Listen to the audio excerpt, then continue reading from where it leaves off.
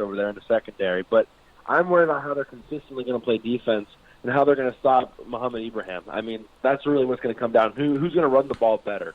And I'm leaning towards Minnesota right now. But crazier things have happened. And that Denard Robinson little bit right there. I was actually at the Penn State whiteout game. Here's some Penn State homer for you. When Penn State beat Denard Robinson 41-31. So I think you'd have to go back even further to return the actual glory. Damn, that is true. Like, I'm sorry when they went 10-2 that one time, or whenever they beat Ohio State, which was probably when I was in high school still. But like you're talking about teams starting out slow. I think I was still teaching. Oh man. Oh wow. Whew, Charles Woodson. Man. That's too far off. But you look at like yeah, all right. That's probably what they're aiming for, right? But let's be honest, that's kind of what they want back is the Charles Woodson days. They're not coming back. Sorry, it's just like the Cowboys. This is the episode for teams with depressing hopes for the future. It's just not coming back. At least not for a while. What are we talking about Texas? Yeah. So you look at, I think the Big 12 they pretty much disqualified themselves because even if Oklahoma State. With their 10 teams, but they're the Big 12. Even if they went out and they're like 7th in the country, there's no real competition. Oklahoma's trash. Texas is trash. Most of these teams in the Big 12 are trash. So the Big 12's done. They're out of the playoff. So really, I guess that leaves an allowance for a Big 10 team to slip up. But who do you feel like is in the most danger, in these first 2 weeks? The most danger. Well, first off, I do think Oklahoma State, no matter how bad the Big 12 is, I agree Big 12 is bad. But if Oklahoma State did run the table, and they got a tough one against Iowa State this weekend, but if for some reason they did run the table, it's hard to imagine they'd be kept out of the playoff. Now, besides their race as head coach, they're not a bad team. They have a lot of pretty good weapons on offense. They just can't seem to get out of the OAN formation for some reason. I don't know why. But as far as who's in the most danger, I think there's two teams that come to mind. Look, Penn State and Ohio State play in week 2, so I'm just going to exclude that because that's pretty obvious. Like, one of those teams are going to lose by week 2. That's pretty obvious. I think Wisconsin's in danger early. They lose Jack Cohn to a knee injury a couple weeks ago. They have to obviously replace Jonathan Taylor. They have to replace Quintez Cephas on the outside. They lose a lot of pieces, and I know Wisconsin fans will say, oh, we always have good running backs. But Jonathan Taylor was the cream of the crop, and so they have to find their identity again. And, oh, by the way, they lost some pretty good linebackers on the other side of the ball, too. So Wisconsin's a team. I don't think they're going to lose to Illinois in week 1. But they're a team I'm keeping an eye on because if they stumble early, all of a sudden that Big Ten West becomes a lot more favorable. On top of that, I know Ohio State's really good and they're going to be fine. I think Penn State's really good and going to be fine. But I'm really looking forward to the rest of the Big Ten East and how that's going to shape up. I think Maryland's going to be a lot better than people think. I think Rutgers is going to be a lot better than people think. I know it's a funny joke, but I think they are going to be better. I think Greg Schiano will eventually turn things around there. So not necessarily a slip-up, but I'm really excited to see what those teams in the Big Ten East are going to do against maybe the lower-level teams of the Big Ten West. Because if they can play, some pretty good, decent ball, all of a sudden the Big Ten East gets even more competitive. True. I think with Maryland, it's going to be interesting to see what Tua's little brother does. And they have, a pretty good wide receiver prospect at Maryland. Maryland has sneaky great athletes, and then you just find out. Is it Garrett or Barrett? I can't remember right off the top of my head. Garrett or Barrett, whoever the hell he is, he's really good. Yeah. Yeah, and then you find out one day when they're just pimp slapping Michigan, and they're taking Ohio State down to the wire. Wow, Maryland's really good, and then they end up with 6 wins, but it's just weird. It feels like when it comes to the Big Ten, I don't know what Northwestern's going to do, but I feel like they're going to sneak up on people. Yeah, I think they're so quiet. Too, for some reason. A lot of people are I don't know why. That's what people have been saying. They think Northwestern might actually be in. Look, Pat Fitzgerald's going to win games he's not supposed to win, and he's going to lose games he's not supposed to. But quick point about, I guess to give you one more answer, just getting the top of my head about teams that are in danger early. I really think Michigan State is in danger of losing Bill Tucker because what you're trying to do at that program is going to be difficult as it is. And if he loses games early on and they don't have any buy-in from the program, because there were some cancerous things going on in that program at the end there, if he loses the buy-in early on, that program could really sink really fast, especially in the recruiting footprint they're in. They're fighting for a lot of recruits right now, and if they fall behind, it might be sayonara for them. But yeah, I don't really know why Northwestern would all of a sudden be really good. I think they're going to play good defense, but the question is always going to be, when it matters most, are they going to be able to score enough points, and are they going to be physical enough at the point of attack? And I just don't really see that happening.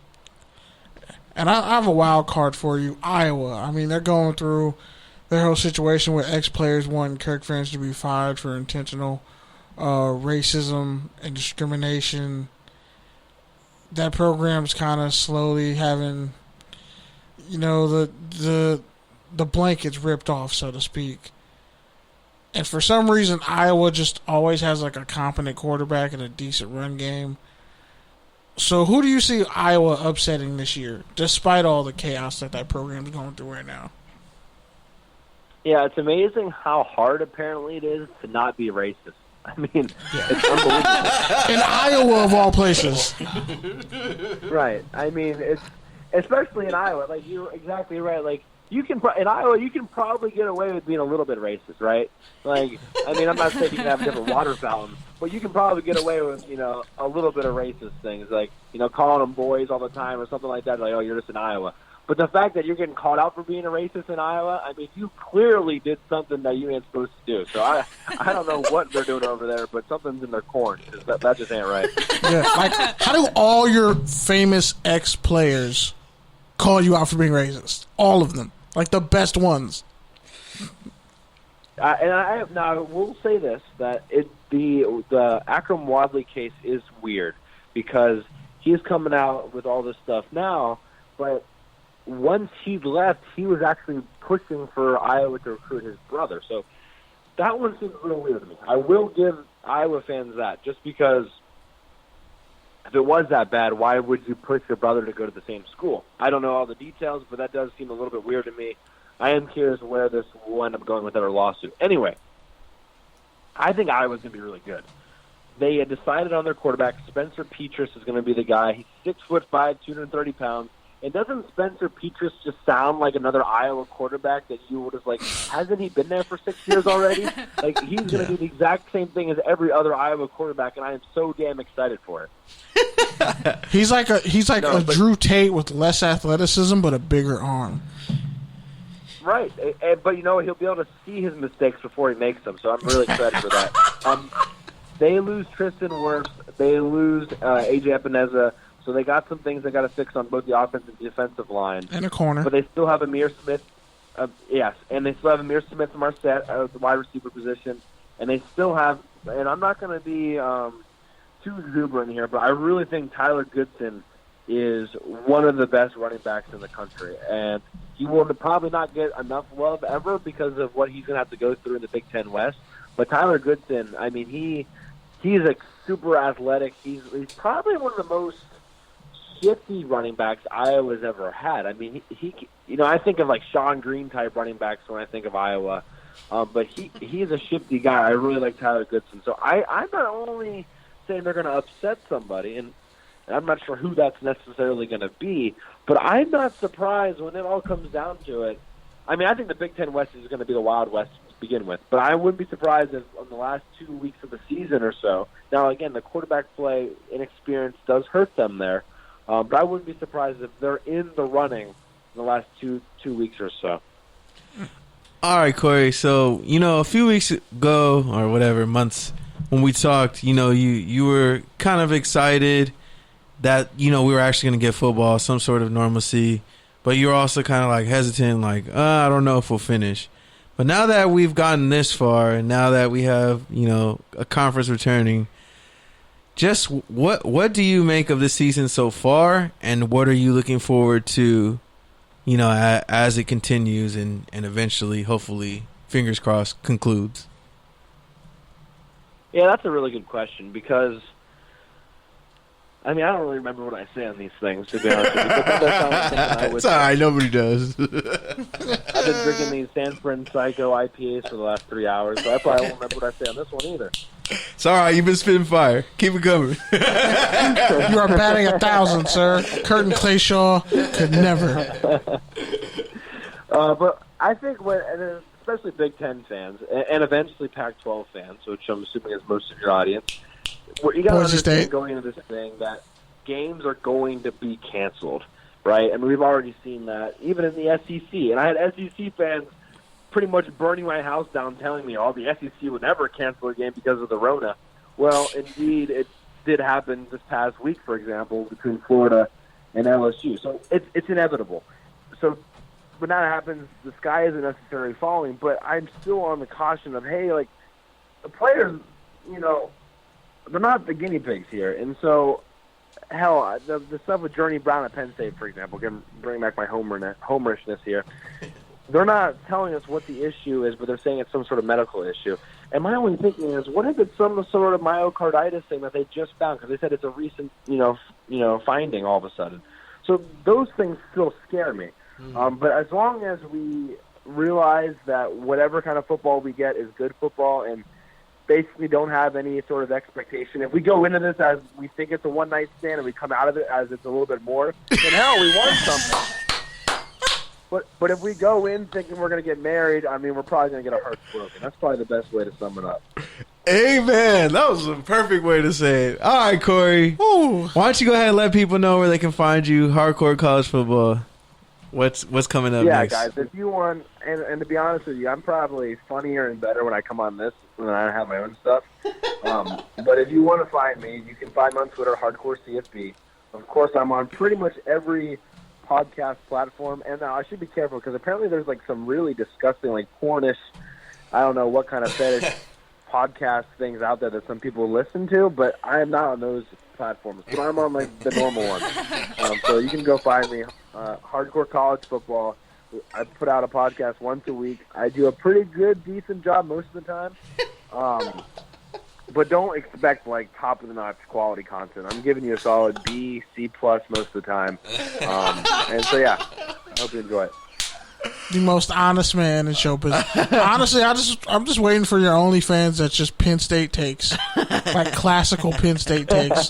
You're just shredding Michigan and like Ohio State. Well, how about this? I'll give you a negative towards Penn State real quick. We lose Micah Parsons. We lose Journey Brown now. Super worried that all of a sudden our secondary things are just all of a sudden going to be fixed because, man, did our secondary look awful last year.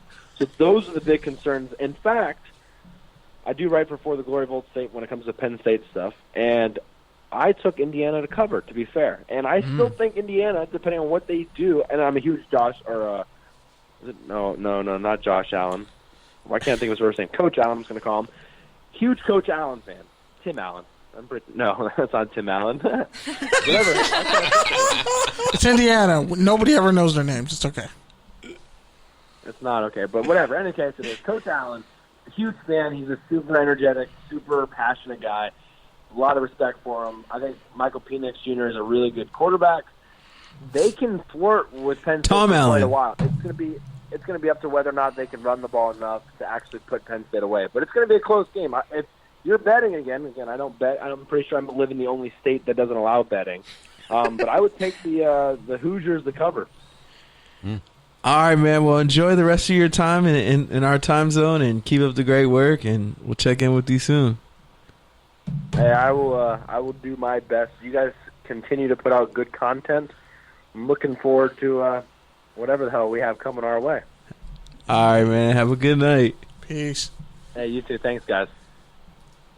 Just imagine some kids listening to the show right now, and they try to get to his affiliates right there, and they just come up with the wrong thing. Like, he said, "Hardcore one night stand." Oh my God, Mom, I wasn't looking at that. Penn State. Wait, penitentiary? A one night stand in a penitentiary? Oh, that could get dark with Penn State.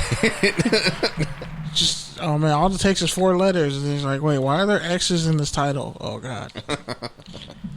Great stuff from Cory. Yeah. So with that, why don't you go ahead and wrap up the rest of college football?